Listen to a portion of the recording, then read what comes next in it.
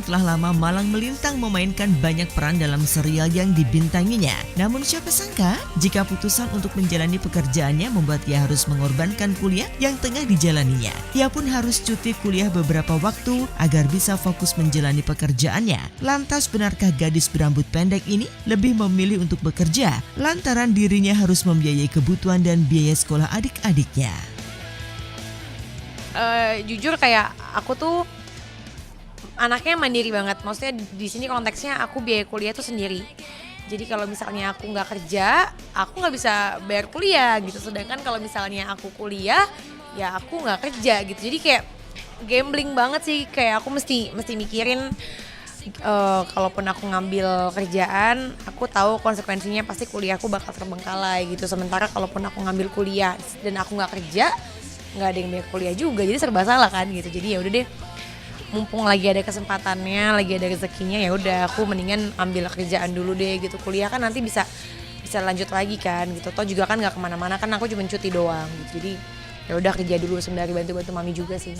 Ya pro dan kontra ya. Maksudnya kalau mami sendiri sih ngizinin aku kerja dulu. Soalnya mami juga ngelihat ya, maksudnya di sini kan aku konteksnya ngebantuin keluargaku, ngebantu sekolah adik-adik aku. Jadi kayak aku berjuang gitu. Maksudnya aku nggak masalah deh. Aku nggak kuliah dulu. Yang penting adik-adik aku bisa sekolah, bisa ya semua kebutuhannya terpenuhi lah gitu istilahnya.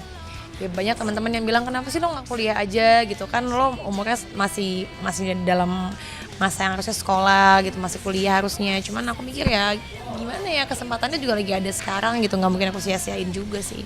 Dan tujuan aku juga kan kerja kayak gini buat ngebahagiain mereka, jadi ya mereka penyemangat aku banget saat ini.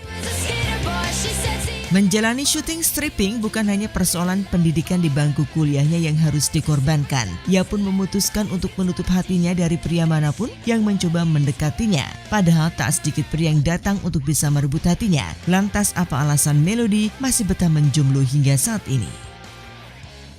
Aku tuh anaknya, aku benar-benar orang yang nggak bisa ribet. Aku tuh nggak mau ribet sama sekali. Maksudnya ya udah, iya enggak gitu, tipenya yang kayak gitu. Aku nggak mau diribetin sama orang lain. Ketika aku lagi fokus sama satu, aku akan fokus dulu sama satu.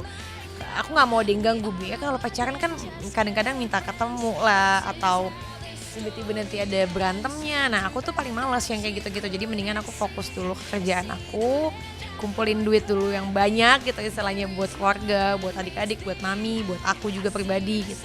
Nanti kalau emang udah nemu waktunya, nemu orang yang pas, aku akan buka hati sih.